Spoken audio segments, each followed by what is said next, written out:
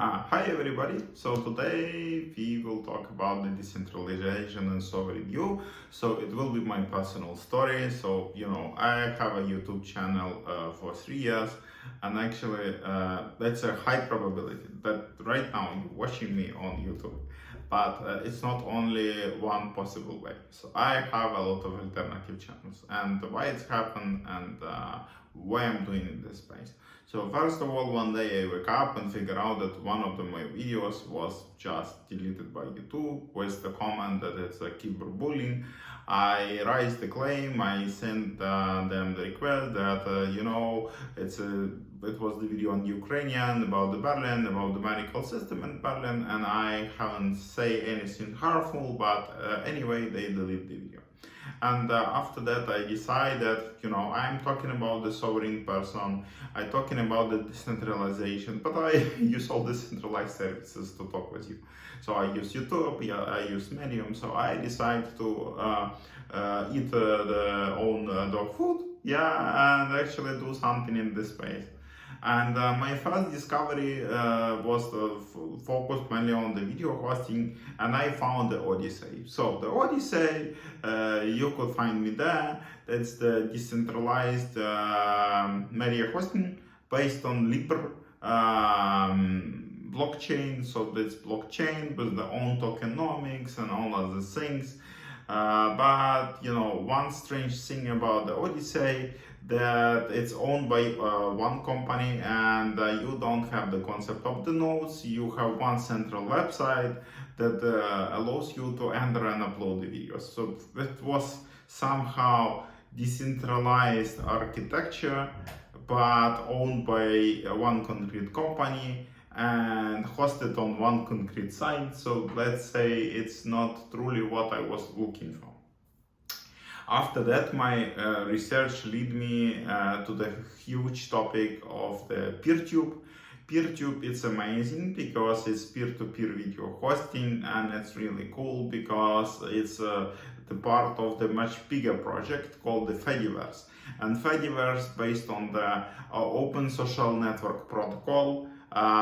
If you want to know more about the protocols of the app, I have a video where I explain why you should build the protocols instead of building the apps. But here is the good example that you have the active protocol. It's the protocol of the social interaction, and this protocol allows you to build the applications in a federated way. And it's important to understand that Peertube, Mastodon, Federica, and all federated apps is the federated servers. So everybody able to run his own node, connect his own node to other node that they will be discoverable to each other.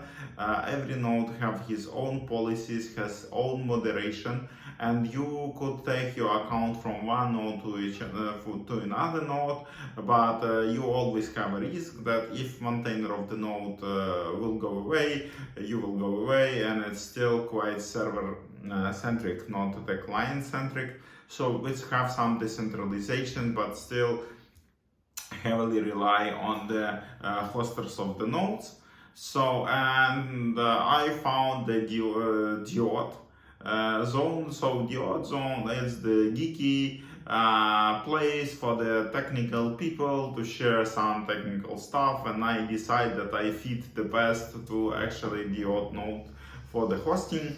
And the best things with the Odysee and Peertube that you could just federate your YouTube, so you could configure your YouTube that these two applications will just mirror the changes. So I still full of hope that maybe somebody of you right now watching me on the Diode zone. Hi guys, welcome to the free internet.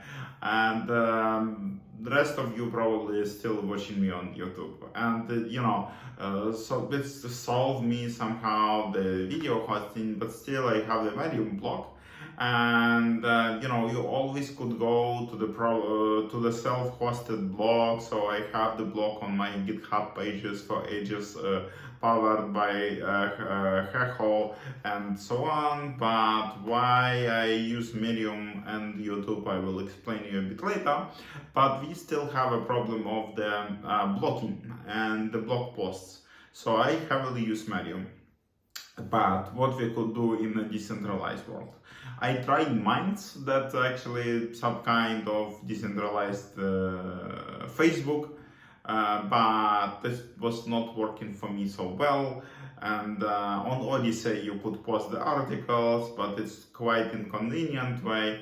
And I recently talking with one of my Ukrainian friends, Andriy, that is a big fan of the self-sovereign identity and yerba mate. He told me about the Nostr. And Nostr is amazing. Oh, actually, the Nostr is yet another social protocol, open protocol, that gets the huge investment from the Jack Dorsey, the founder of the Twitter, and Jack right now invests into the self-sovereign identity, and they invented the term Web5. So he is the huge committer and he's a huge believer of the Bitcoin infrastructure. I still trying to discover the Bitcoin. I'm more the Ethereum guy, but the Nostr is the open protocol for the text nodes and some other stuff, as authors say.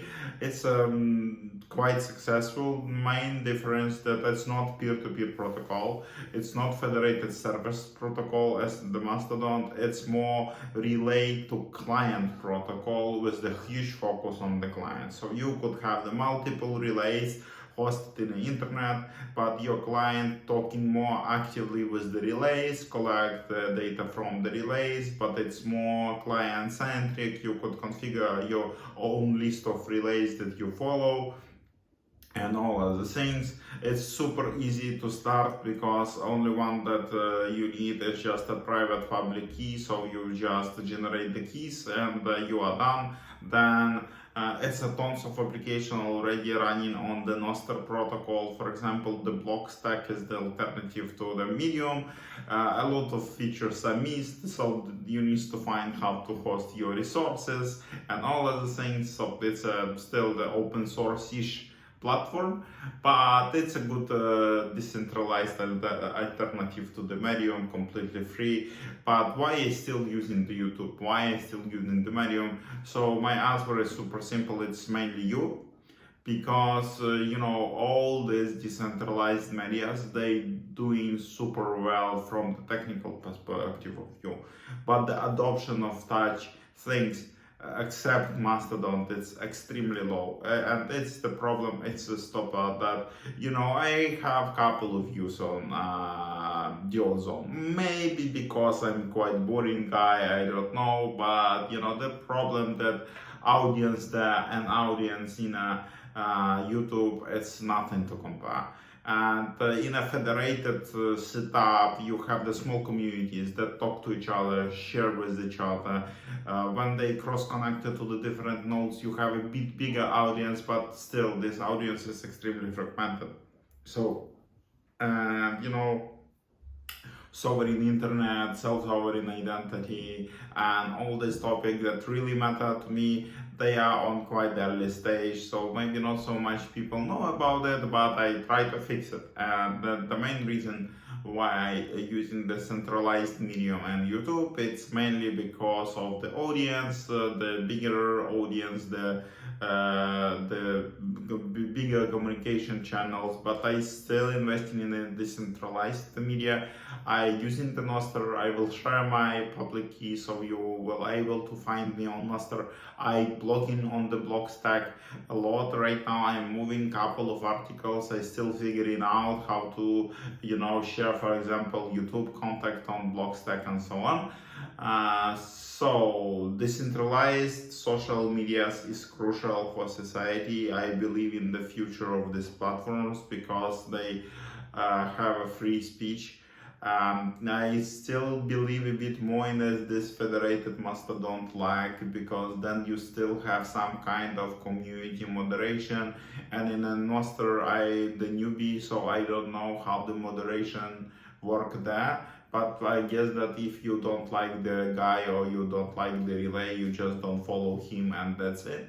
So I quite keen to discover this social protocols more. By the way, it's not only one single social protocol. For example, it's a couple of blockchain expired protocols like the Lint and Lens protocol. Yeah, exactly.